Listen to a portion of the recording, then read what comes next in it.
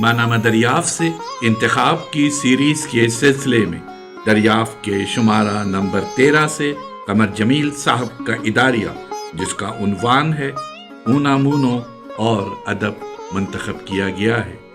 سماعت فرمائیے قمر جمیل صاحب کا اداریہ جس کا عنوان ہے اونامونو اور ادب۔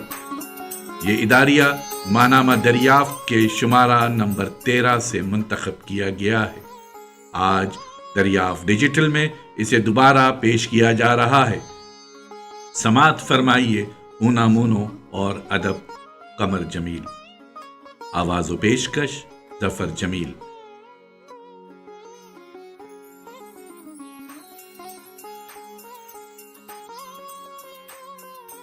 اونامونو انسان کو حیوان ناطق سے زیادہ محسوسات رکھنے والا حیوان سمجھتا ہے۔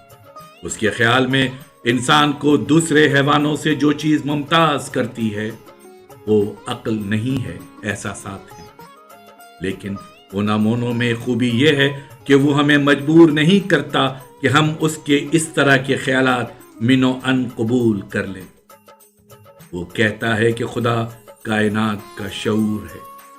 ظاہر ہے کہ اونامونو کے اس تصور سے ان گنت لوگ اتفاق نہیں کریں گے، کیونکہ خدا صرف شعور نہیں ہے۔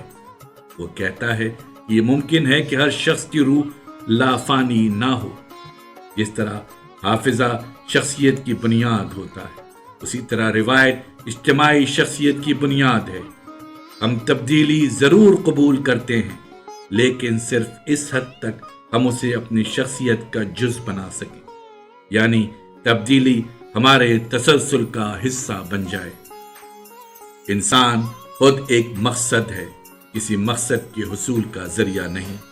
انسان کا المیہ یہ ہے کہ اس میں غیر فانی ہونے کی خواہش موجود ہے، لیکن وہ غیر فانی نہیں ہو سکتا۔ فلسفے کا بنیادی مسئلہ یہ ہے کہ انسان اپنی فکری ضرورتوں کو قلب اور ارادے کی ضرورتوں سے ہم آہنگ کر دے۔ اونامونو کہتا ہے کہ آدمی اپنے بچوں میں زندہ رہتا ہے، یا اپنی تخلیقات میں، یا کائناتی شعور میں۔ بات مبہم لفاظی کے سوا کچھ نہیں ہے، اس سے صرف احمق ہی مطمئن ہو سکتے ہیں۔ اونامونو نے انسانوں کے بارے میں بڑی دلچسپ باتیں لکھی ہیں، مثلا یہ کہ انسان باشعور ہونے کے باعث کیکڑے کے مقابلے میں ایک بیمار جانور ہے۔ عقل سماجی تخلیق ہے۔ سوچنا اپنے آپ سے ہم کلام ہونا ہے۔ خیال باطنی زبان ہے، لیکن یہ باطنی زبان خارج میں پیدا ہوتی ہے۔ بھوک انسانی فرد کی بنیاد ہے اور محبت معاشرے کی بنیاد ہے۔ تخیل انسان کے ہمیشہ باقی رہنے کے لیے ابدیت کا تصور تخلیق کرتا ہے۔ فلسفی جب فلسفہ تخلیق کرتا ہے تو صرف اپنی عقل سے کام نہیں لیتا، بلکہ اپنے احساسات اور گوش پوش سے بھی کام لیتا ہے، اپنے پورے وجود سے کام لیتا ہے۔ یہ دراصل آدمی ہے جو فلسفہ تخلیق کرتا ہے۔ علم صرف علم کے لیے اور صداقت صرف صداقت کے لیے نہیں ہوتی۔ یہ غیر انسانی تصورات ہیں۔ خیر وہی ہے جو انسان کے زندہ رہنے میں، نسل کے فروغ دینے میں اور شعور کی ترقی میں مدد دے۔ انسان یہ سوچ و بچار کیوں کرتا ہے کہ وہ کہاں سے آیا ہے اور کہاں جائے گا، اور اس کائنات کے معنی کیا ہیں؟ اس لیے کہ وہ ہمیشہ کے لیے ختم نہیں ہونا چاہتا۔ وہ جاننا چاہتا ہے کہ اسے ہمیشہ کے لیے مرنا ہے کہ نہیں۔ زندہ رہنا اور چیز ہے اور جاننا اور چیز۔ ہر توانا چیز اینٹی ریشنل ہوتی ہے اور ہر معقول چیز اینٹی وائٹل ہوتی ہے۔ حقیقت یہ نہیں ہے کہ میں سوچتا ہوں اس لیے میں موجود ہوں، بلکہ یہ ہے کہ میں سوچتا ہوں اس لیے میں مفکر ہوں۔ ابدیت کی پیاس انسانوں سے محبت میں ظاہر ہوتی ہے۔ جو بھی محبت کرتا ہے وہ دراصل اپنے آپ کو کسی غیر کے روپ میں دیکھتا ہے۔ جو چیز ابدی نہیں ہے وہ حقیقی نہیں ہے۔ उनामुनो कहता है कि रूह की अबदियत का मसला ना अक्ली तजर्बियत से हल होता है और ना वहदतुल वजूद से।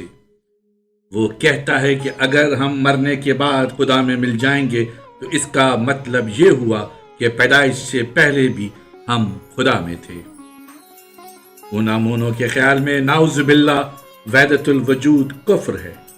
वो कहता है कि स्पिनज़ुआ का निज़ाम सबसे ज़्यादा अक्ली वहदतुल वजूद का निज़ाम है, इसलिए वो सबसे बड़ा काफिर है। और ये कि वो दीनियात जो अक्ली होने का दावा करती है वो विकालत के सिवा कुछ नहीं है। वो कहता है कि अक्ल और ईमान दोनों एक दूसरे के दुश्मन हैं, लेकिन इनमें से कोई एक दूसरे के बगैर जिंदा नहीं रह सकता। कुव्वत इरादी ये चाहती है कि हम दुनिया को अपने अंदर जज्ब कर लें और जहानत ये चाहती है कि हम दुनिया में जज्ब हो जाएं। जहानत वहदतुल वजूद होती है और कुव्वत इरादी एक खुदा को मानती है। जहानत के लिए ख्यालात काफ़ी हैं, लेकिन कुव्वत इरादी के लिए मादी चीज़ों का होना ज़रूरी है। फलसफा और मज़हब एक दूसरे के दुश्मन हैं, इसलिए उन्हें एक दूसरे की ज़रूरत होती है। स्पेन में उनामुनो की पब्लिक जिंदगी का आखिरी सीन देखिए। हर तरफ ये शोर मचा हुआ है कि स्पेन के सबसे बड़े बागी उनामुनो के खिलाफ कार्रवाई की जाए। 12 अक्टूबर 1936 को स्पेन की हुब्बुल वतनी का जश्न सलामनका यूनिवर्सिटी के तकरीबाती हाल में मनाया जा रहा है। प्लेटफॉर्म पर बिशप बैठा हुआ है, मजिस्ट्रेट, गवर्नर और कई सीनियर फौजी अफसर मौजूद हैं। हाजरीन में सबसे मुमताज शख्सियत जनरल फ्रांको की बीवी की है, जिसका जला हुआ पुतला दीवारों में से अब तक एक दीवार से लटकता हुआ नजर आ रहा है। हाजरीन में से एक शख्स उठता है, उसकी एक आंख जाया हो चुकी है, एक बाजू कट चुका है और एक पांव भी गायब है। वो स्पेन की फॉरेन लीजन का बानी है, यानी जनरल मिलान ऑस्ट्रे मराकश की जंग में उसके हाथ की उंगलियों पर भी गोली लग चुकी है। उसने तकरीर करते हुए कहा कि अब वक्त आ गया है कि जनरल फ्रांको दोनों सरतानों को अपने चाकू से काट कर फेंक दे। एक कैटालोनिया का कैंसर है और दूसरे बेस्क्यू का कैंसर, यानी खुद उनामुनो। जनरल मिलान ऑस्ट्रे के जज्बात इस कदर मुश्तइल थे कि वो दीवानों की तरह चिल्लाने लगा, फ्रांको फ्रांको फ्रांको। हाजरीन में से और लोग भी उठ खड़े हुए और उसकी आवाज में आवाज मिलाने लगे, फ्रांको फ्रांको फ्रांको।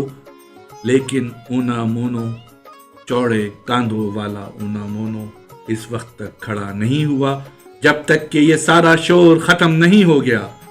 जब शोर खत्म हो गया तो उसने आहिस्ता आहिस्ता खड़े होकर कहा, मैं अब खामोश नहीं रह सकता। मैंने अपनी 73 बरस की उम्र में ये सीखा ही नहीं है। मैं अब खामोश नहीं रह सकता। अब जनरल मिलान ऑस्ट्रे के बारे में अपने ख्यालात का इजहार करूंगा। सच्चाई दरअसल उसी वक्त सच्चाई होती है जब उसे आराइश और लफ्फाजी से आजाद कर दिया गया हो। उनामुनो ने कहा, मैंने अभी एक मकरू और लव नारा सुना है, मौत जिंदाबाद। मेरी सारी जिंदगी ऐसे अक़वाले मुहाल को जन्म देने में गुजरी है जिससे लोगों में गुस्सा पैदा हो। मुझे एक माहिर की हैसियत से ये जरूर कहना चाहिए कि मेरे लिए ये नारा सख्त मकरू और नफरत अंगेज है। जनरल ऑस्ट्रे एक माजूर आदमी है। किसी इहानत के बगैर मैं ये कहना चाहता हूं कि वो एक जंगी माजूर है, और ऐसा ही सेरावेंटिस भी था। लेकिन बदकिस्मती से उसूल नहीं बनते। बदकिस्मती से आज फ्रांस में बहुत से माजूर लोग मौजूद हैं, और खुदा हमारी मदद ना करे तो शायद और बहुत से लोग माजूर हो जाएंगे। हरचंद के जनरल ऑस्ट्रे बहुत नामकबूल है, لیکن اس کا شمار منتخب ذہنوں میں نہیں ہوتا۔ وہ اسپین کو بھی معذور بنانا چاہتا ہے۔ اس پر جنرل آسٹرے نے مداخلت کی اور چلایا، دانشوری مرد آباد۔ اونامونو نے کہا، یہ علم و دانش کی عبادت گاہ ہے اور میں اس کا بڑا پادری ہوں۔ تم اس کے مقدس احاطے کو دنیا داری سے آلودہ کر رہے ہو۔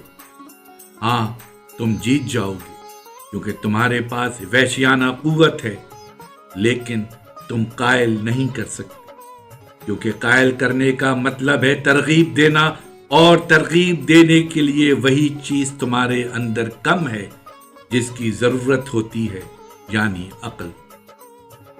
میرے خیال میں تم سے یہ کہنا بیکار ہے کہ تم کم از کم اسپین کا خیال کرو۔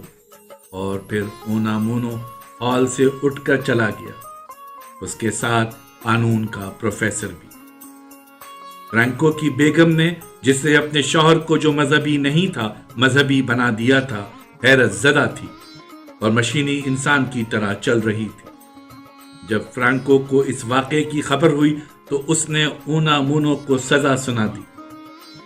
جنرل فرانکو خود ایک مصنف تھا اور مراکش کی فوجی زندگی کے بارے میں اس کی ڈائری کا دیباچہ جنرل آسٹرے نے لکھا تھا، لیکن پھر اسے خیال آیا کہ یہ فیصلہ غلط ہے کیونکہ اس سے سالویشن کی تحریک کو نقصان پہنچ سکتا ہے۔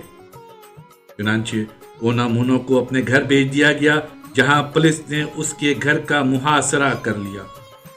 31 دسمبر 1936 کو وہ اس دنیا سے رخصت ہو گیا۔ اس کی پہلی کتاب 1902 میں شائع ہوئی تھی، لیکن آج بھی وہ اسپینی ادب کا مرکزی حوالہ ہے۔ اونامونو وہ چوڑے کاندھوں والا آدمی جس کی اینک کے شیشے اپنے معروض پر مرکوز رہتے تھے۔ ہمیں مسرت ہے کہ اس شمارے میں ہم پروفیسر گوپی چند نارنگ کا مضمون شائع کر رہے ہیں، جس کا عنوان ہے آنا دریدہ کا پھر حدیقہ لسان میں اور کرنا ملاقات مانی آرا سے۔ اس کے علاوہ اونامونو کے فلسفیانہ افکار پر ہم قاضی قیصر الاسلام صاحب کا مضمون شائع کر رہے ہیں۔ اونامونو کی ادبی اہمیت کو ظاہر کرنے کے لیے ہم نے اسی لیے اونامونو کے ادب پر اداریہ بھی لکھا ہے۔ قمر جمیل۔